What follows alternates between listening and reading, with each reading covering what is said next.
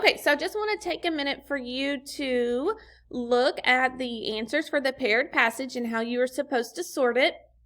Thinking about how the story was the same and then how they were different from each other. And so finding their similarities and their differences. So you can pause this and then you can check your answers and go back and forth if you want. And then we're going to go on down to, there it is, the drama questions for the day. And so the first one says, what sentence from the story helps the reader understand that the Titanic was a grand ship? So I'm looking for something that means that it's grand, it's big, it's, something good.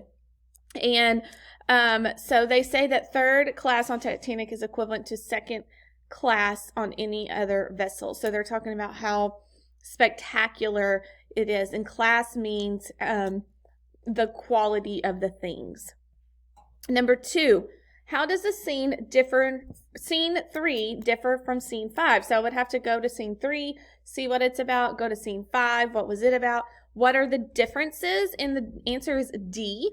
In scene 5, people are running around afraid, but in scene 3, people are enjoying their trip. So in the beginning, everybody's good. In the end, they're not so good. Number 3, what trait best describes William in scene 1?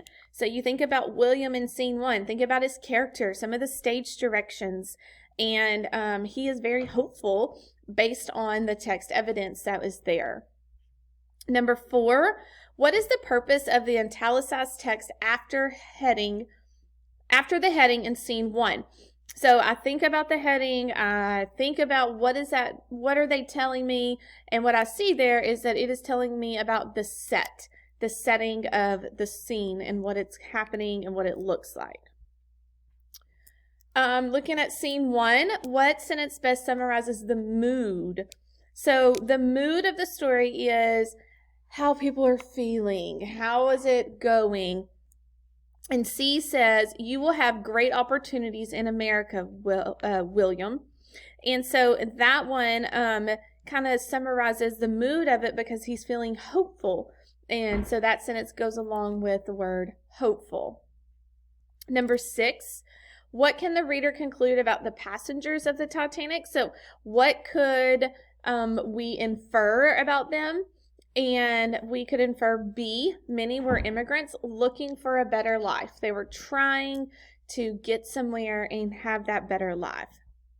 Number 7, if you were given a part in setting sail, how would you know what to do while acting?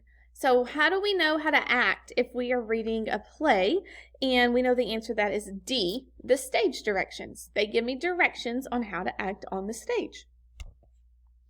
And number 8, what is the best meaning of the word ensuing as it is used in scene 5?